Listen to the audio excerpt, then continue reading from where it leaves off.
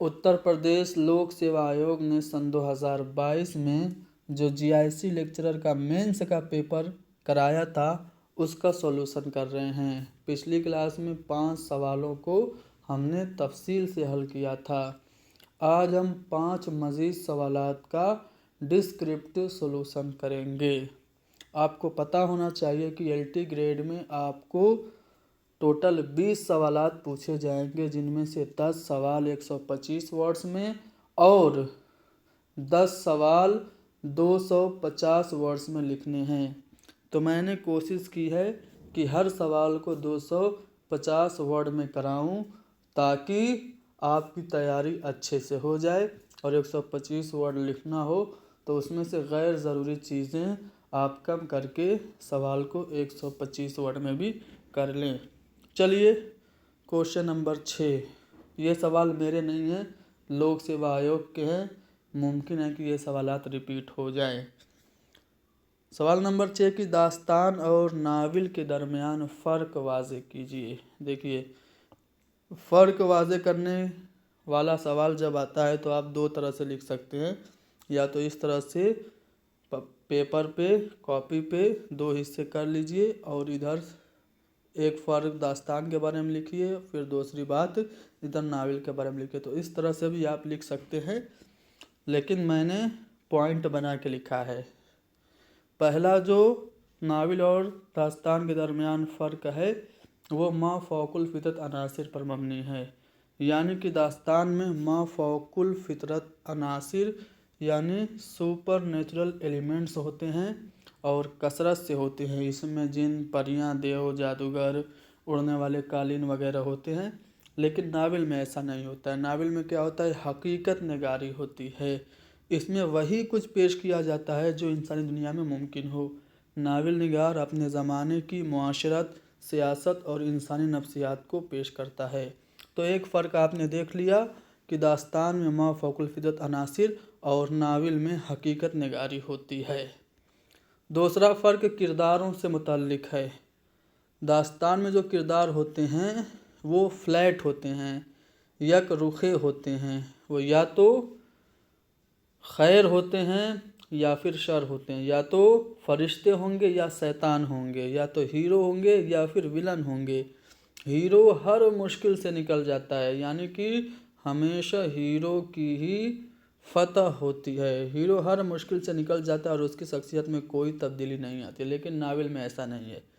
Novel में जो hero होता है वो गोश्त पोश्त का इंसान होता है, या फिर कोई भी किरदार हो, ज़मीन पर बसने वाले आम इंसान होते हैं जो हालात के मुताबिक बदलते हैं। उनमें खूबियाँ और खामियाँ दोनों तरह की होती हैं।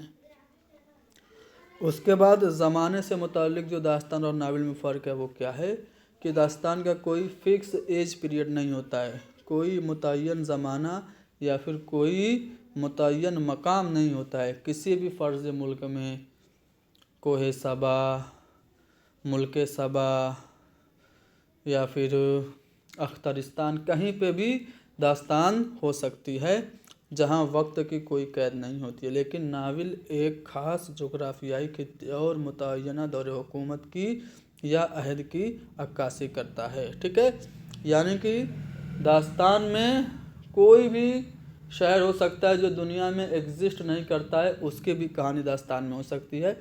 लेकिन नावल में हकीकत का कोई शहर होगा, हकीकत का कोई दौर होगा, उसकी अक्कासी होगी। उसके बाद प्लाट की बात करें तो दास्तान और नावल में प्लाट के दरमियान जो फ़र्क होता है वो ये होता है कि दास्तान का प्लाट ढीला ढाला होता है। इसमें किस्सा दर किस्सा की तकनीक चलती है, यानी एक किस्से से दूसरा किस्सा निकलता है।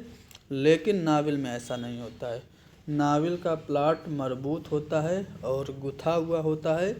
इसमें हर वाक़या दूसरे वाक़या से मंतकी तौर पे जुड़ा होता है और पूरी जो कहानी होती है वो एक मरकज़ी नुक्ते की तरफ बढ़ती है। यानी किस्सा दर किस्सा इसमें तकनीक नहीं होती है। मकसद की बात करें दास्तान और नावल के दरमियान मकसदियत लिहाज से क्या फ़र्क है, तो दास्तान का बुनियादी मकसद है हैरत पैदा करना, तफरीह पैदा करना। पुराने वक्त में लोगों के पास बहुत ज़्यादा वक्त होता था तो वो टाइम काटने के लिए داستانیں شروع کرتے تھے اور ایسی داستانیں ہوتی تھی جو جلدی ختم ہی نہیں ہوتی تھی، لیکن ناول جو ہے وہ زندگی کی سچی عکاسی کرتا ہے۔ اس کا مقصد صرف تفریح کرنا نہیں ہے، ناول زندگی کی تعبیر اور تفسیر کرتا ہے۔ یہ سماجی اصلاح، نفسیاتی گتھیوں کو سلجھانے یا کسی خاص فلسفے کو اجاگر کرنے کے لیے لکھا جاتا ہے۔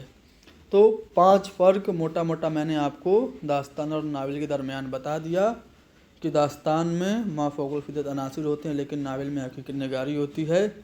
داستان میں کردار یکرکے ہوتے ہیں جبکہ ناول میں جو کردار ہوتے ہیں وہ وقت اور حالات کے حساب سے بدلتے رہتے ہیں۔ داستان کا کوئی فکس ٹائم پیریڈ نہیں ہوتا ہے لیکن ناول ایک پرٹیکولر ایج کی ہوتی ہے۔ داستان کا پلاٹ ڈھیلا ڈھالا ہوتا ہے جبکہ ناول کا پلاٹ مربوط ہوتا ہے۔ داستان کا مقصد محض حیرت پیدا کرنا ہوتا ہے لیکن ناول کا مقصد اصلاحی بھی ہو سکتا ہے، نفسیاتی گتھیوں کو سلجھانے والا بھی ہو سکتا ہے یا کسی پرٹیکولر فلسفی پہ بھی ناول ہو سکتی ہے۔ تو فرق آپ کو سمجھ میں آ گیا۔ اسی طرح سے لکھنا ہے، بہت فیک فاک کے نہیں لکھنا ہے۔ میں نے یہ آپ کو اتنا سارا ورڈ میں نے لکھ کے آپ کو دکھا دیا، لیکن آپ چاہیں تو اس کو مختصر بھی کر سکتے ہیں جیسا کہ ابھی میں نے مختصراً آپ کو بتایا تھا۔ یہ سوال اچھا ہے کہ اردو نثر کے ارتقاء میں خطوط غالب کی اہمیت کیا ہے؟ تو اردو نثر کی تاریخ میں مرزا غالب کے خطوط ایک سنگ میل کی حیثیت رکھتے ہیں۔ مرزا غالب سے پہلے کیا ہوتا تھا، جو نثر ہوتی تھی وہ بہت بوجھل ہوتی تھی، اس میں عبارت آرائی ہوتی تھی، مکفّہ اور مسجع ہوتی تھی، ٹھیک ہے۔ جو مصنف ہوتا تھا وہ اپنا علم جھاڑتا تھا، ٹھیک ہے۔ مصنف کا مقصد ہوتا تھا علمی روب جھاڑنا، ٹھیک ہے۔ لیکن غالب نے کیا کیا، اپنی خطوط نگاری میں بہت آسان الفاظ میں بات کو کہنا شروع کیا۔ حالانکہ غالب سے پہلے فورٹ ولیم کالج میں کچھ داستانیں آسان اردو زبان میں ترجمہ ہوئی تھیں، لیکن غالب کے خطوط نے عام لوگوں میں بہت زیادہ مقبولیت پیدا کی اور اس سے لوگوں کو یہ لگا کہ یہ جو عبارت آرائی اور مکفّہ اور مسجع عبارتیں ہیں یہ بے مزہ ہیں۔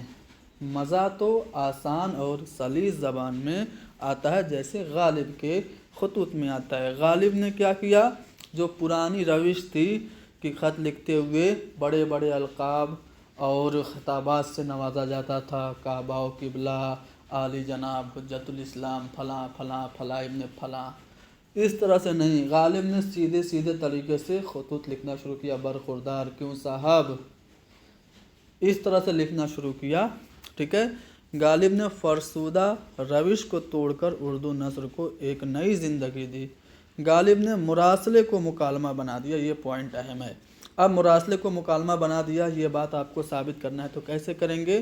غالب کے خط کا کوٹیشن آپ دے دیں گے کہ غالب نے خود اپنے خط میں کہا تھا کہ میں نے وہ انداز تحریر ایجاد کیا کہ مراسلے کو مکالمہ بنا دیا۔ اب یہ جو بات غالب نے اپنے خط میں کہی، کس کے نام کے خط میں کہی، یہ اگر آپ لوگوں کو پتہ ہے تو کمنٹ میں لکھو۔ حوالے کے طور پہ اگر وہ نام آپ ڈال دیں گے کہ ان کے نام، جب غالب خط لکھ رہے تھے تو انہوں نے یہ کہا کہ میں نے وہ انداز تحریر ایجاد کیا کہ مراسلے کو مکالمہ بنا دیا، تو ایگزامنر زیادہ امپریس ہوگا، کہے گا ہاں لڑکے کو علم تو ہے۔ تو اس طرح سے آپ باقی لوگوں سے الگ ہو سکتے ہیں اور اپنی کاپی کو اور اچھا بنا سکتے ہیں، ٹھیک ہے۔ تو اس طرح سے غالب نے فارسی کے پیچیدہ الفاظ کے بجائے روزمرہ کی بول چال اور ٹھیٹھ اردو محاوروں کا استعمال کیا۔ غالب نے کیا کیا، سادگی اپنے خطوط میں اختیار کی۔ جب عام بول چال کے الفاظ استعمال کیے تو اس سادگی نے اردو نثر کو عوامی مقبولیت بخشی، عام لوگوں میں آسان اردو زبان کی مقبولیت ہوئی اور اس طرح سے اردو زبان خصوصی اردو نثر کے ارتقاء میں خطوط غالب نے اہم کردار نبھایا۔ غالب کے خطوط میں ان کی شوخی اور ظرافت بھی تھی۔ اب اگر آپ کو زیادہ لکھنا ہے تو یہ سب باتیں لکھ سکتے ہیں، کہ غالب کے خطوط میں ان کی شوخی اور ظرافت تھی. انہوں نے اپنی محرومیوں، بیماریوں، حتیٰ کہ موت کے موضوع کو بھی اس گفتگو سے بیان کیا کہ قاری بوجھل ہونے کے بجائے لطف اندوز ہونے لگا. یہ اردو نثر میں طنز و مزاح کی بنیاد ڈالا. یعنی کہ اردو نثر کے ارتقاء میں خطوط غالب کی اہمیت یہ بھی ہے کہ انہوں نے اپنے خطوط سے نثر میں طنز و مزاح بھی لکھا. تو اسے آپ ایکسٹرا اگر آپ کو ضرورت محسوس ہوئی تو لکھ سکتے ہیں، ورنہ اس کو ایگزٹ بھی کر سکتے ہیں، اسکپ بھی کر سکتے ہیں. اس کے بعد غالب کے خطوط، دونوں خطوط اگر آپ وقت ہے تو آپ ڈال سکتے ہیں، اردو معلیٰ اور اردو ہندی. دونوں خطوط کے مجموعوں نے اردو نثر کو مصنوعی پن سے، آرٹیفیشیل جو چیز ہوتی ہے اس سے نکال کر حقیقت پسندی اور فطری انداز سے روشناس کرایا. آخر میں آپ نتیجتاً یہ لکھ دیجئے کہ غالب کے خطوط جدید اردو نثر کی بنیاد بنے.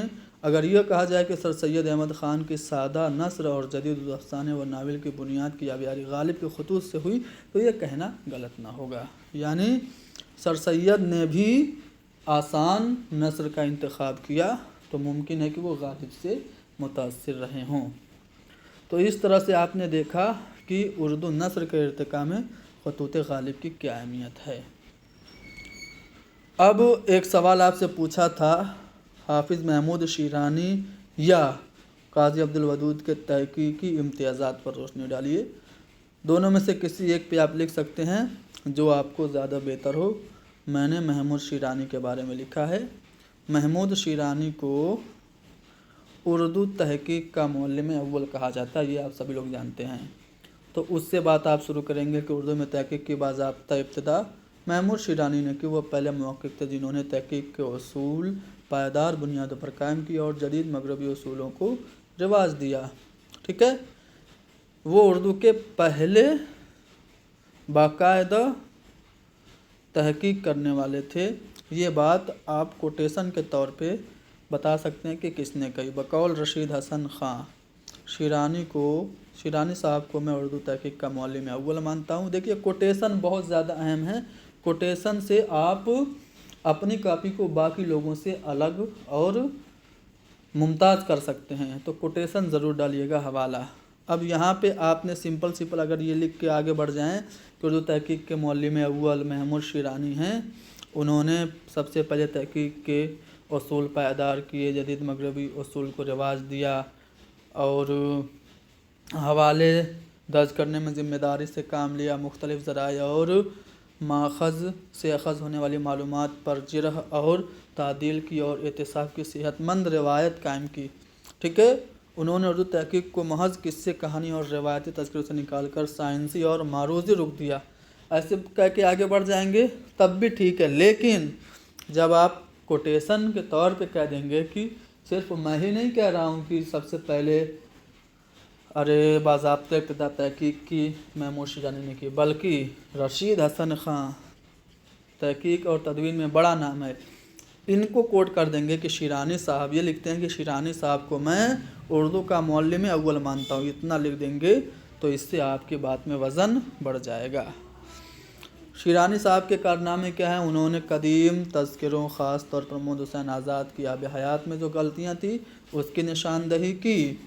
انہوں نے ایک مشہور کتاب پنجاب میں اردو 1928 میں لکھی، جس میں انہوں نے اپنی دلیلوں سے یہ ثابت کرنے کی کوشش کی کہ اردو کی جائے پیدائش پنجاب ہے. حالانکہ بعد میں اس نظریہ کو رد بھی کر دیا گیا، لیکن پھر بھی پنجاب میں اردو کتاب اردو تحقیق میں اہمیت کی حامل ہے.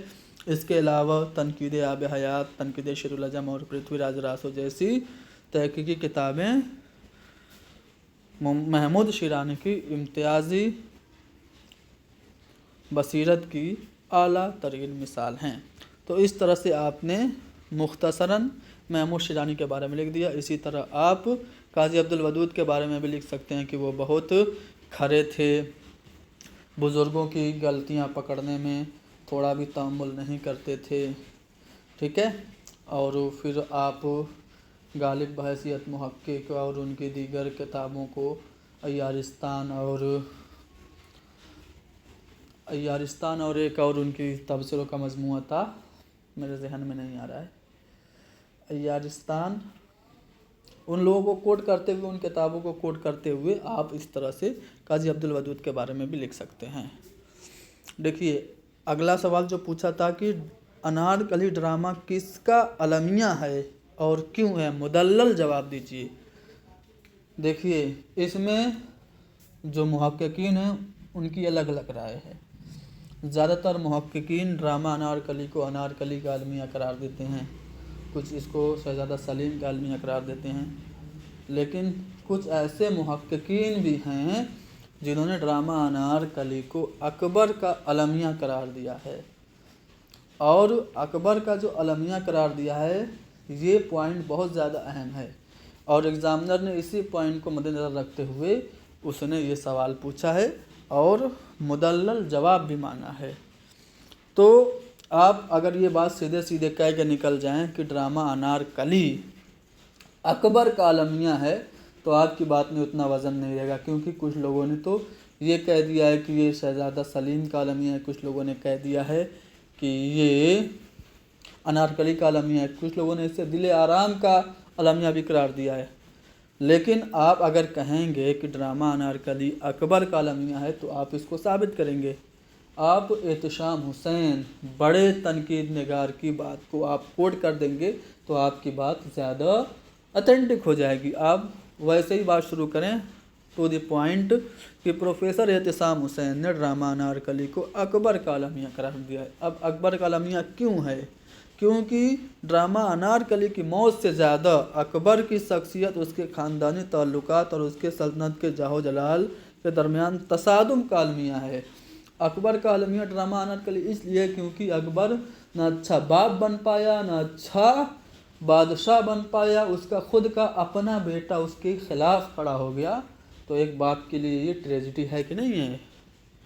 ठीक है, यह एक जज्बाती बाप और उसकी सख्त गिर बादशाह के दरमियान कशमकश की कहानी है। अकबर अपनी बादशाहत बचाने के लिए अपने ही बेटे सलीम से दुश्मनी कर लेता है और अपनी महबूब नज़र कनीज़ अनारकली को कुर्बान करने पे मजबूर हो जाता है। ठीक है, जो कि उसकी हार उसकी है कि नहीं है? अपने बेटे को अपने खिलाफ खड़ा देखोगे तो आपकी हार है। आपकी कोई पसंदीदा चीज़ है उसको आप कुर्बान कर रहे हो तो आप यानी कि शिकस्त खा रहे हो। तो इस तरह से देखा जाए तो ड्रामा अनारकली अकबर का अलमिया है और इस बात की तायद प्रोफेसर एहतशाम हुसैन भी करते हैं।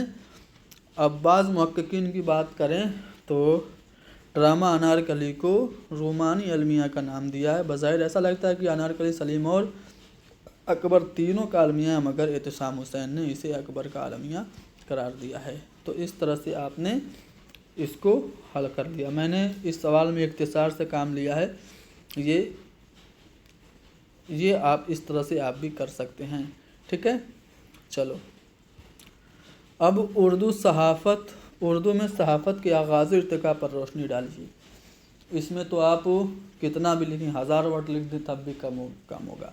लेकिन मैंने कोशिश की है कि शुरू से आखिर तक कुछ अहम अखबारों का तज़किरा करते हुए इस क्वेश्चन को हल करूं।